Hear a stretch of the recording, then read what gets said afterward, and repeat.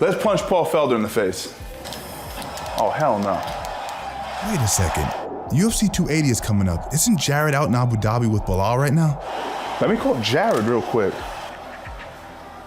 You're training over there with Belal right now, right? In Islam Makhachev. Do you have a few seconds? Let's break down UFC 280.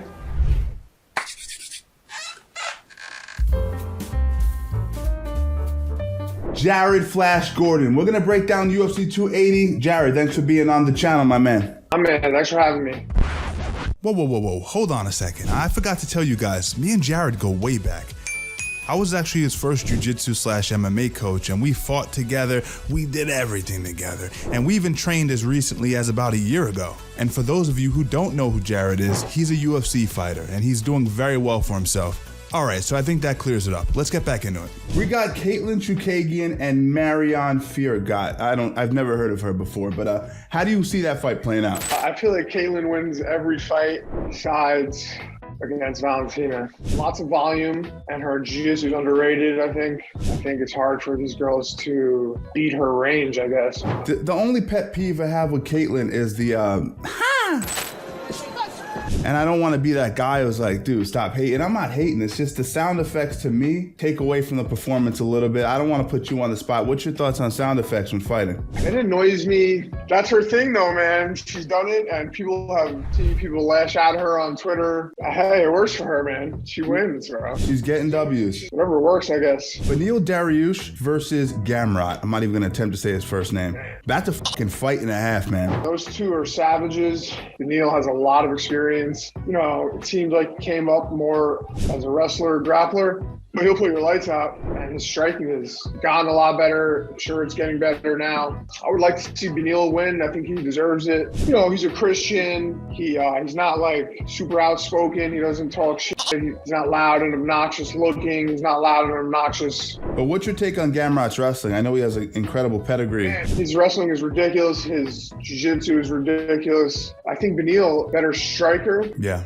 So I'm leaning towards Beneil. Now the next fight, this is what everyone's talking about. They're all talking about the Peter Yan versus Sean O'Malley fight. And on Twitter, a lot of people are saying Sean O'Malley's gonna take it. I got a feeling. He's looking sharp, but they're underestimating Peter Yan. I see those leg kicks playing a big role. I know Sean, that's kind of been his Achilles heel, no pun intended. What's your take on that fight? Peter is the more well-rounded fighter. Obviously more experience. He's got a lot of 5-round experience. This is a 3-round fight. Peter is it seems to be like a slow starter. He's always trying to get people's, range and trying to get reads on guys. And Sean O'Malley is that guy, like once he finds your range, it's going to be a tough night. So I think Peter has to get going early. I think if he takes 4, 5, 6 low leg kicks, it's going to change the fight. I mean, he's shown that he's a better wrestler. We haven't really seen O'Malley wrestle much. I'm leaning towards Peter, but Sean is a great fighter, so. We came up in an era where you had to be Fedor. Deadpan, no emotion, zero marketing, go in there and just fight. Sean O'Malley is just the exact opposite of that. And I want to talk shit about his whole fucking build is crazy, like the whole thing, but it's a distraction. The guy's timing, the way he pulls and makes reads, and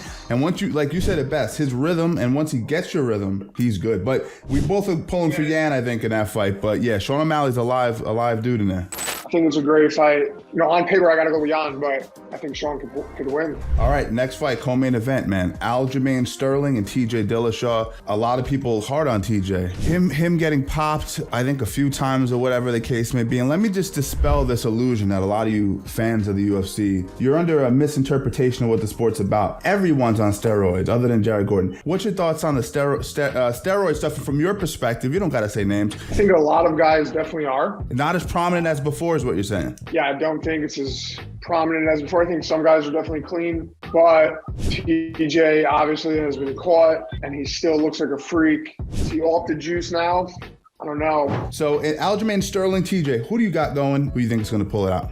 Man, I think the momentum is with Aljamain right now. His jiu-jitsu more so than, his wrestling is obviously great, but I think it's his riding ability, his back control. The way that he took Peter Yan down and slid right into mount and then took his back, and those transitions are just seamless. And he's so good at what he does. I think that's the difference maker. I think he's super confident right now. He looks like he's in great shape.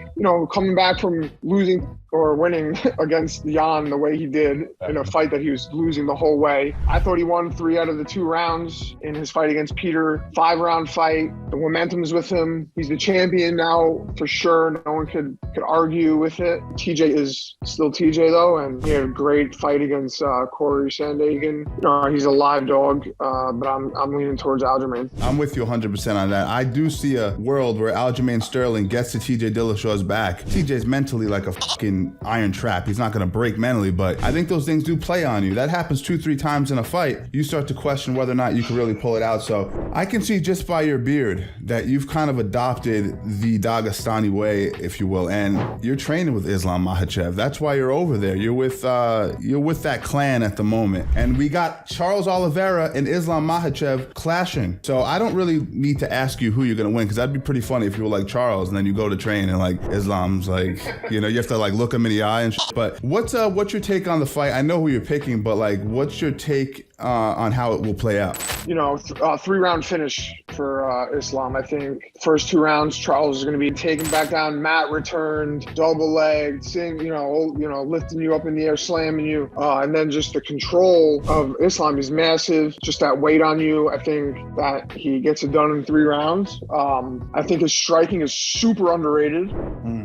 I've been watching him hit pads, spar, very good on the feet, but we just don't see it because he's got Khabib in his ear screaming, take the guy down.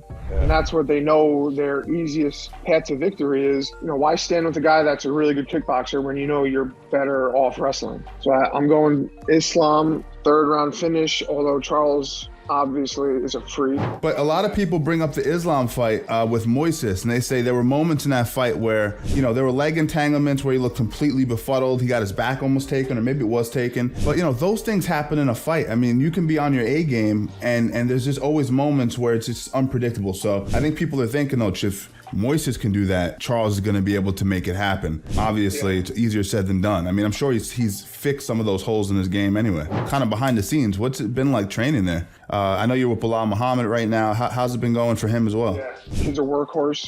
It's fight week, and I'm like, yeah, you should take it easy today. Like, just train once. Later, he's like, no, I always train twice a day, fight week. I'm like, all right. I'm like, I'm not gonna. I don't want to change what he does, especially because whatever he does works. So, he's a devout Muslim. He's always praying. So everything is like, it's like he sets a plan and he attacks it and he accomplishes it. They do a 2-hour practice every day in the morning, and it's just nonstop, like a 30-minute long-ass hard warm-up. By the time the warm-up's over, you're like, all right, that's good for the day. Clinch wrestle. So I love seeing them work Greco principles and judo principles. You don't see that in many camps.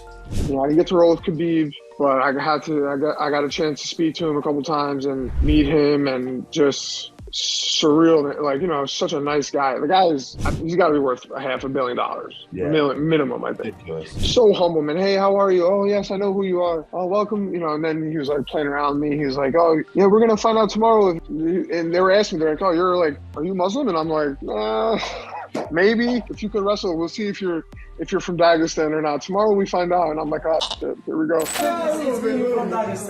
You gonna see tomorrow. Hey, tomorrow we're gonna check. We test him out tomorrow. I got to meet Hezbollah, literally up to my kneecap. Super hysterical. I got to see Khabib throw him in a cold plunge, like freezing cold, like 30-something degrees.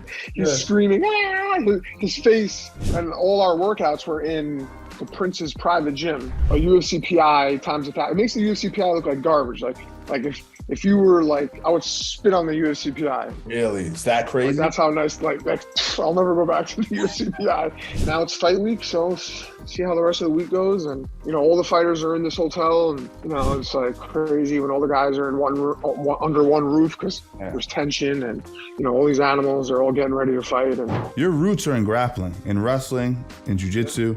So for you to work with them in that world, it's just going to strengthen your game and give you that confidence. If you're wrestling Islam and these other guys and Frodo every single day, like, people are in trouble.